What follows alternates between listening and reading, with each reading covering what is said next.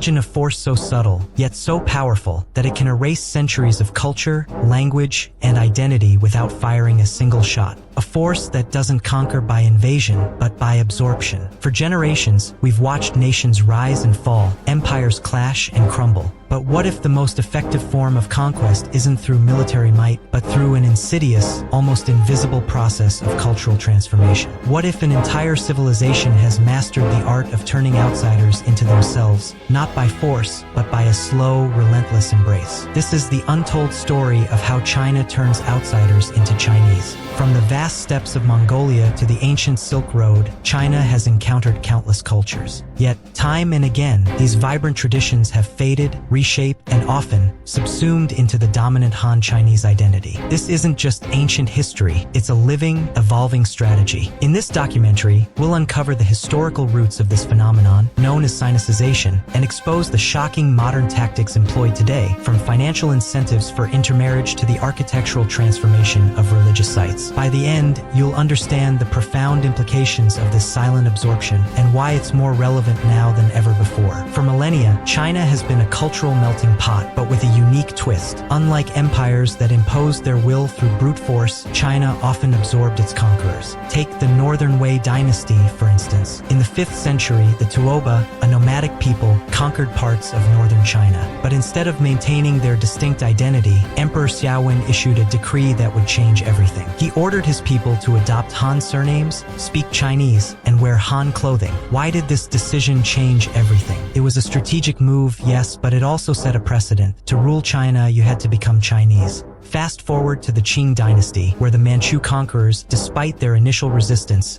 eventually adopted Chinese administrative systems, Confucianism, and even the language to effectively govern their vast new empire. The conquerors became the conquered, culturally speaking. This historical pattern reveals a profound truth. China's strength lies not just in its borders, but in its ability to assimilate. But what happens when cultural absorption isn't a slow, organic process, but a deliberate, state-sponsored policy? In modern China, particularly in regions with significant ethnic minority populations like Xinjiang, the government has introduced startling incentives. Imagine being offered a substantial sum of money year after year simply for marrying someone from a different ethnic group, specifically a Han Chinese. In Sheqing County, authorities offered 10,000 yuan annually for 5 years to interethnic couples, predominantly Uyghur Han. This wasn't just about money. It came with housing subsidies, healthcare priorities, and even preferential education for their children.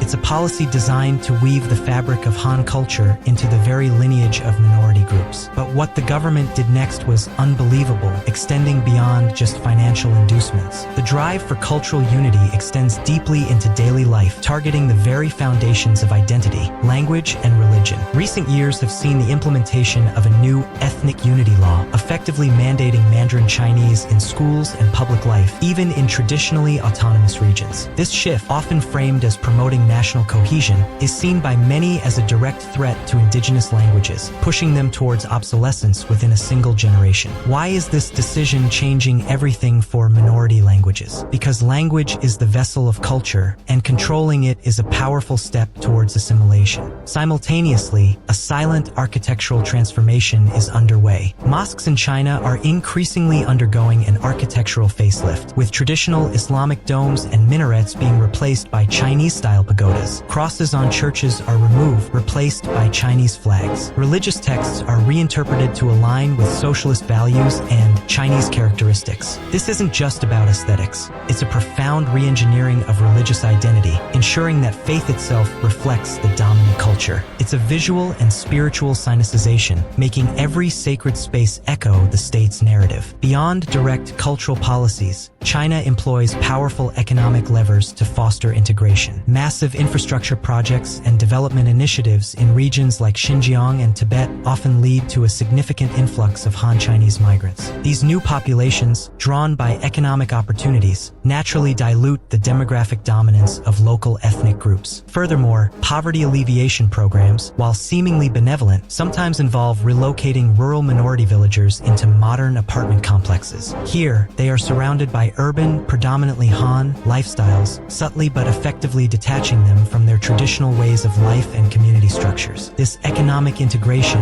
often presented as progress, becomes another powerful current in the river of Sinicization. But there's a darker side to this transformation that most people never see, a side that raises critical questions about human rights and cultural survival. The most shocking aspect of China's approach isn't its overt aggression, but its calculated, multifaceted strategy of cultural absorption. It's a long game, played out over centuries, now accelerated with modern tools. From the subtle historical shifts to the modern-day financial incentives, the language mandates, the architectural reimagining of faith, and the economic migrations, each element works in concert. The goal is not merely control, but a profound redefinition of identity, where the lines between Han and non-Han blur and eventually disappear. It's a civilization that doesn't just expand its territory, but expands its very essence, transforming outsiders from within. The question is, at what cost to the rich tapestry of human culture? The story of China's cultural absorption is a complex tapestry of history, policy, and human experience. It challenges our understanding of power, identity, and the very nature of cultural survival. As the world becomes increasingly interconnected, understanding these subtle yet powerful forces of assimilation is crucial.